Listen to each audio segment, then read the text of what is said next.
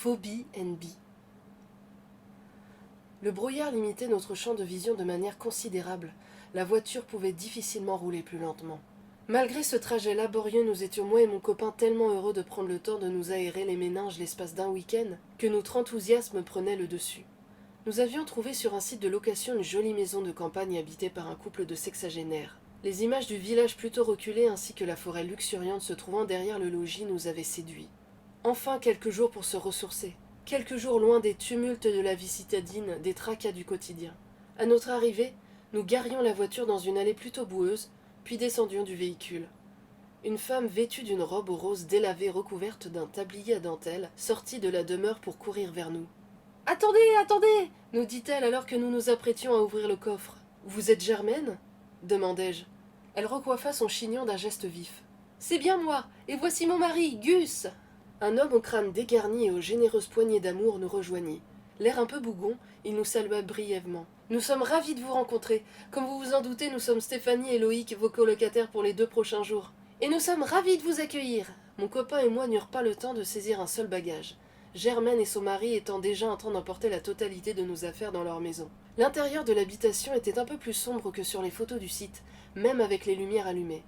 Mais il fallait certainement mettre ça sur le compte que nous étions en fin de journée, et qu'en plus de ça, le temps était relativement maussade. En revanche, une odeur désagréable embaumait la pièce, une vieille odeur de moisi, de renfermé. « Installez-vous, prenez vos aises, enlevez vos vestes, vos chaussures, il y a un porte-manteau juste derrière la porte. Je dois finir de préparer le dîner, Gus va vous montrer votre chambre. » Sans un mot, Gus nous fit traverser un long couloir pour nous conduire jusqu'à une grande chambre aux larges fenêtres et au papier peint décollé. Le lit à baldaquin autour duquel se trouvaient plusieurs photos de famille semblait immense. « Voilà, c'est votre chambre, » nous déclara Gus. « Je trouve que ça a du charme, » dit Loïc. L'homme ajouta. « Oui, alors, par contre, la fenêtre est coincée. Ça laisse passer l'air, vous voyez. C'est pour ça, on vous a mis des couettes en rab. » Je posai mon sac à main sur un fauteuil au velours de couleur pourpre. « Ah, très bien, merci monsieur. » Il sortit de la pièce. Loïc en profita pour s'étaler de tout son long sur le grand lit. « Bah, je peux te dire que je suis pas mécontent d'être arrivé. Quel trajet pénible !»« C'est vrai, mais tu vois, ça valait le coup. La maison est quand même sympa et les gens ont l'air gentils, même si ça sent pas terrible. T'as raison, il y a comme une odeur de... C'est ça, de... Enfin, ça ressemble à un... Oui, ce serait plus comme... C'est difficile à définir, en fait. Ouais, voilà. » Il faisait en effet assez froid dans cette pièce. Je sortais de ma valise un gilet que je m'empressais d'enfiler. « On pourrait peut-être aller les aider à terminer le repas ?» Loïc se leva lentement. « Oui, on pourrait. »« Oh, allez, juste un petit effort, » lui dis-je alors qu'il poussait un soupir. Nous rejoignions le couple dans la cuisine. Cette fois-ci, l'odeur était plutôt appétissante. Germaine était très énergique et son mari très concentré. « Alors dites-moi, avez-vous fait mon voyage ?» nous demanda-t-elle. « C'est-à-dire que...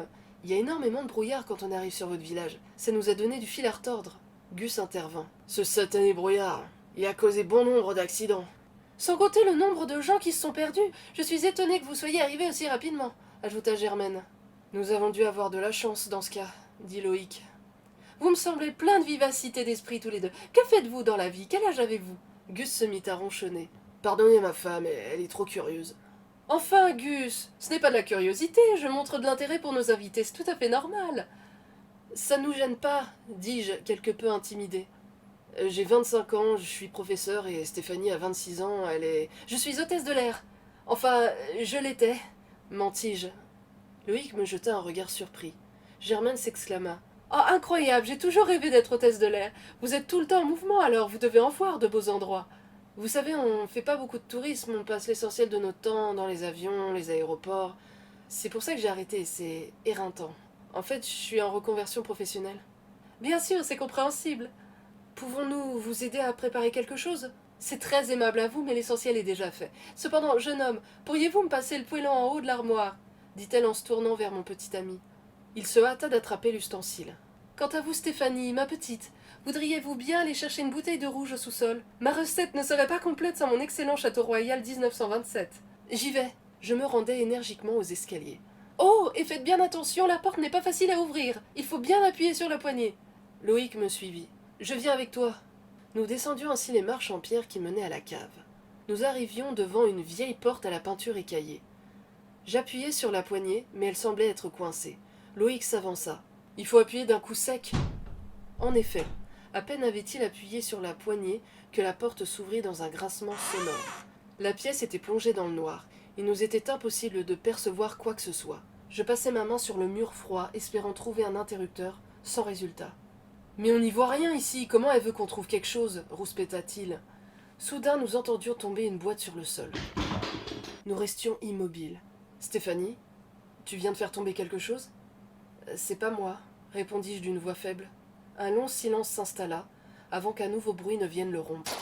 Je n'osais pas bouger d'un pouce. « Ça doit être un rat ?»« Ah, quelle horreur !» s'exclama Loïc. Tu sais, il vaut mieux que ce soit un rat plutôt qu'un... Un cri d'animal se fit entendre. Aucun de nous n'osa bouger, trop effrayé à l'idée de se faire repérer. « C'est pas un rat. C'est définitivement pas un rat, » affirma Loïc, la voix tremblante. Nous entendions soudain un battement d'ailes. Dans la pénombre, une paire d'yeux rouges apparut subitement en face de nous. Loïc se mit à crier, suivi de près par moi. Germaine et Gus firent irruption dans la cave avec leurs lampes torches. « Que diable se passe-t-il ici ?» demanda Gus, essoufflé par sa descente précipitée des escaliers. Nous nous réfugions à leur côté. « Il y a une bête dans votre cave.